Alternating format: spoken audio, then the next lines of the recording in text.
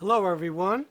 That was a tune called Mr. Fonebone from one of my favorite all-time big band records called Popalypse. So this was a record that came out in 1983, my second year of college. And just so happens that the band, the Bob Mintzer Band, had just been formed a year prior to that. So I got to school at Manhattan School of Music in 1982, and they were just starting a master's jazz program. And Bob was hired to teach improv and one of the combos, and it was sort of a star-studded cast there. John Riley was doing his masters. The great drummer slash arranger Rich DeRosa was doing his masters.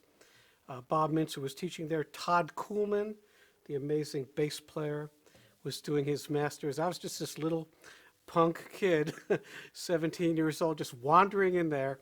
And, I had been playing jazz for all through high school. And they needed some extra drummers to fill in for some of their newly developed program. And a lot of times, John or Richie couldn't be there, so I ended up playing with all these amazing players, which was incredible, really. So it just so happens, like I said, that Bob Mintzer's band would rehearse in the top floor of Manhattan, room 610, once a week or maybe twice a month, something like that. But, that band had Peter Erskine, I believe Tom Barney, and sometimes Will Lee played bass. You had Lou Marini, the Brecker Brothers, David Sanborn. I mean, wow, it was incredible. So a lot of the greatest session players and, jazz players in New York were in this band, and the arrangements were incredible. Bob had just gotten off the Buddy Rich band, and he had been arranging some things for them, and he wanted to have, I guess, his own thing. So he, wrote all these great tunes. I think on that first record, you had, I thought I put it there, but I didn't, but I'll put it on the screen here. You had Papa Lips, you had I Hear a Rhapsody, this tune, which is my favorite tune on the record, Latin Dance, another great tune. And actually, I forgot to mention Frankie Malabe, the great conga player who I actually took some lessons with, was on that band shortly before he passed away. Very sad about that at a young age.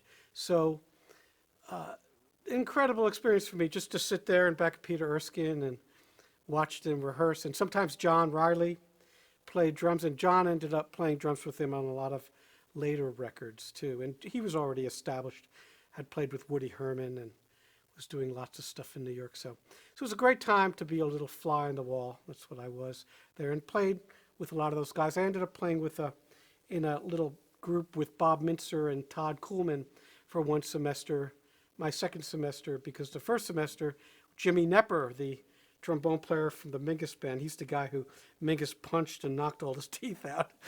He was my my guy, but then I don't know what happened, I can't remember, but I ended up in a trio, and Bob played some drums, and I'd bring some tunes in, and he made suggestions. It was great. I was so young. And at the same time, I was studying classical percussion with Fred Henger and Walter Rosenberger and playing in the Manhattan Symphony Orchestra and doing things like that. So it was, very, very enlightening, that whole experience there. So I got to do the jazz program all 4 years, and then they separated it where there were no more non-jazz majors, because I was a classical major in it. Now it's just all jazz majors or classical majors. It's separate. So, right place, right time. That was the thing. 82 to 86 for me.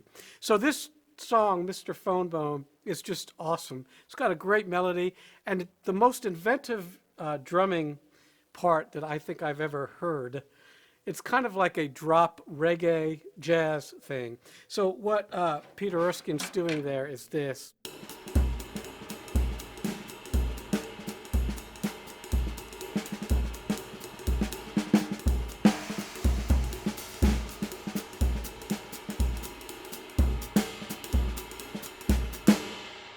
So that's the groove.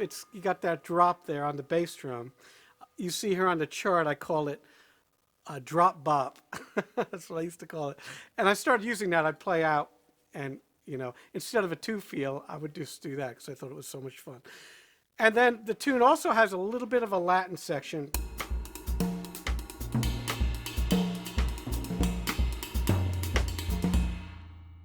It's got a little bit of the Elvin / Erskine swing.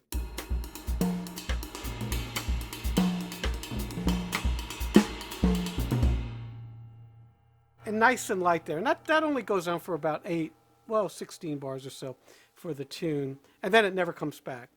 But you have this funk, this kind of upbeat funk section.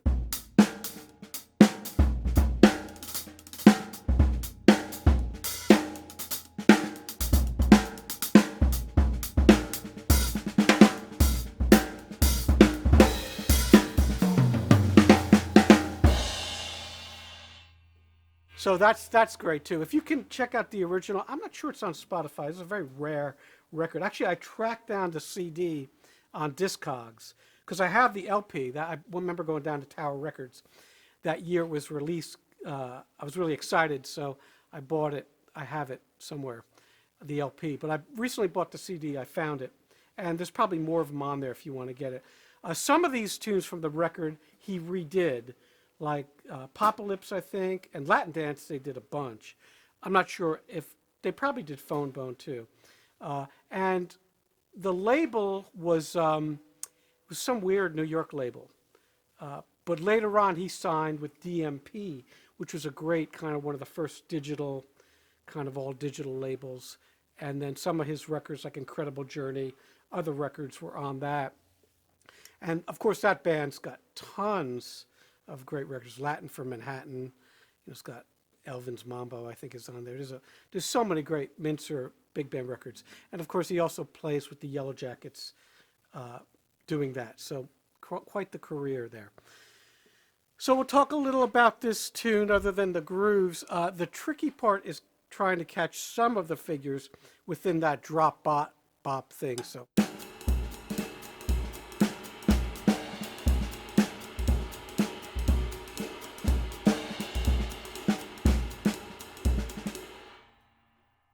all those figures that start from the beginning, the bop, play them very, very light. You can just reinforce them. You don't even need to catch them. They're not heavy figures. In fact, there's not a lot of heavy figures in the chart until we get to the funk section, where it says groove, groove B there. Then those are big, okay? And there's two solos. There's this tenor sax solo that goes on for a while under all those backgrounds in that groove. And then there's a great trumpet solo. Can't remember who that is. I'll check, but it might be Randy Brecker. It could be, or I could be wrong. I'll post it here. I'll see if I could figure out who it is. And then that repeats again, like I said, through the trumpet solo, same form. And then it goes into this drum solo section, which is tricky, especially without a click. I'm trying to catch all that here. The figures are difficult to catch, and it's an uneven amount of bars. One's a 5-bar solo, one's a 4-bar solo, one's an 8-bar solo coming out of a figure, so it feels like a 9-bar solo. So be careful there. And then at the end, it kind of pitters out, has the great bass trombone piccolo duet there, great orchestration. And then it sort of pitters out to this almost kind of out thing. Keep that drop bop thing going.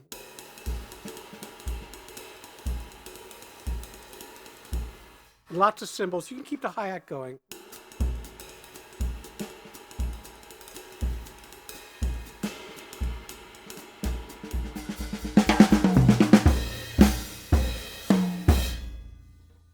Just giving you a little demo of those figures at the end and build it up.